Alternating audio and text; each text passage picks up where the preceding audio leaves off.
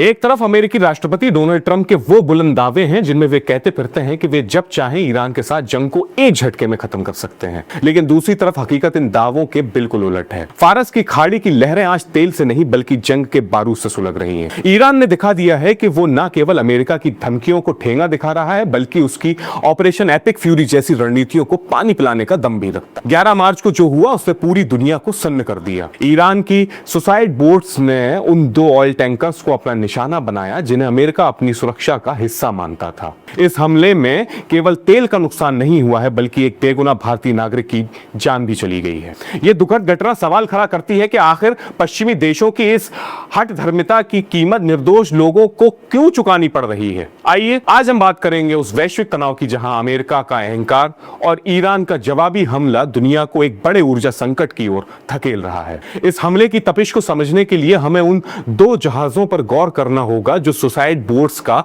निशाना बने। पहला टैंकर था सी विष्णु, जो भले ही मार्शल आइलैंड्स का झंडा फहरा रहा था लेकिन हकीकत में वो अमेरिकी हितों का प्रतिनिधित्व कर रहा था। इसी जहाज पर हमारे एक भारतीय भाई ने अपनी जान गंवाई जिसकी पहचान अभी गुप्त रखी गई है।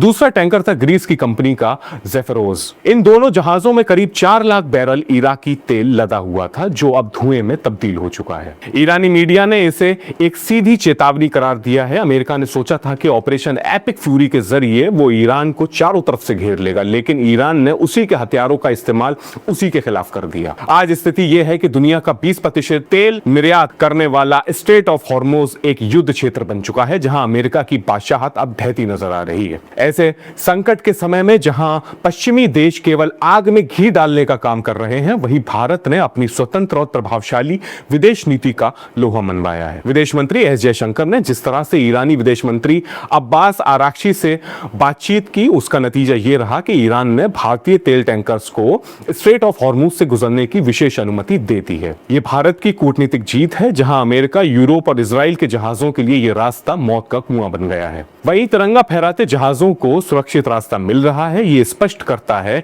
कि भारत अब किसी भी गुट का पिछलग्गू नहीं है बल्कि अपनी ऊर्जा सुरक्षा के लिए खुद फैसले लेने में सक्षम है। भारत ने स्पष्ट किया है कि कमर्शियल शिपिंग को निशाना बनाना गलत है, लेकिन उसने यह भी समझा है कि इस आग को लगाने के पीछे की जड़ क्या है। दूसरी ओर संयुक्त राष्ट्र सुरक्षा परिषद यानी यूएनएससी में भी अमेरिका की घेराबंदी पूरी तरह सफल नहीं हो पाई है। भले ही 13 देशों ने ईरान की निंदा वाले प्रस्ताव का समर्थन किया हो, लेकिन रूस और चीन का वोटिंग से दूर रहना एक बहुत बड़ा राजनीतिक संकेत है। यह बताता है कि दुनिया अब 2 ध्रुवों में बढ़ चुकी है और पश्चिमी देशों की एक तरफा दादागिरी अब बीते जमाने की बात हो गई है। रूस के विदेश मंत्री सरगई लावरोव के साथ एस जयशंकर की बातचीत भी इस दिशा में एक बड़ा कदम है। रूस और भारत जैसे देश जानते हैं कि जंग को बढ़ाना समाधान नहीं है, लेकिन अमेरिका अपनी एपिक फ्यूरी के नशे में यह भूल गया है कि आधुनिक युद्ध केवल बमों से नहीं बल्कि रसद और तेल की सप्लाई लाइन काटकर भी जीते जाते हैं। इस जंग का असर अब आम आदमी की जेब पर भी पड़ने लगा है।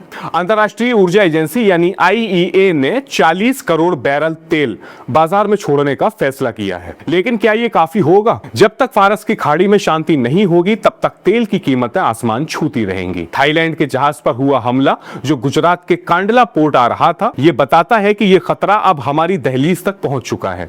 अमेरिका को यह समझना होगा कि दुनिया को डराकर शांति नहीं लाई जा सकती है। आज अगर समुद्र में व्यापार ठप है तो इसकी जिम्मेदारी केवल ईरान पर नहीं डाली जा सकती है बल्कि उन नीतियों पर भी है जिन्होंने एक पूरे क्षेत्र को बारूद के ढेर पर बिठा दिया है। निष्कर्ष यह है कि अमेरिका की प्रोटेक्शन की गारंटी अब फेल हो चुकी है। ट्रंप भले ही अपनी रैलियों में इसे खत्म करने की बात करें, लेकिन हकीकत में खाड़ी देशों में उनकी साख मिट्टी में मिल चुकी है। भारत जैसे देशों ने अपनी सूझबूझ से अपना रास्ता तो निकाल लिया है, लेकिन ग्लोबल इकोनॉमी जिस संकट की ओर बढ़ रही है वो बहुत डरावना है। अब समय आ गया है कि पश्चिमी ताकतें अपनी आक्रामक मुद्रा छोड़ें और कूटनीति का रास्ता अपनाएं, वरना ये तेल की आग पूरी दुनिया को अपनी चपेट में ले लेगी। इस पूरे विश्लेषण पर, इस पूरी रिपोर्ट पर आपको क्या लगता है? क्या अमेरिका की दखलंदाजी ही इस संकट की असली जड़ है?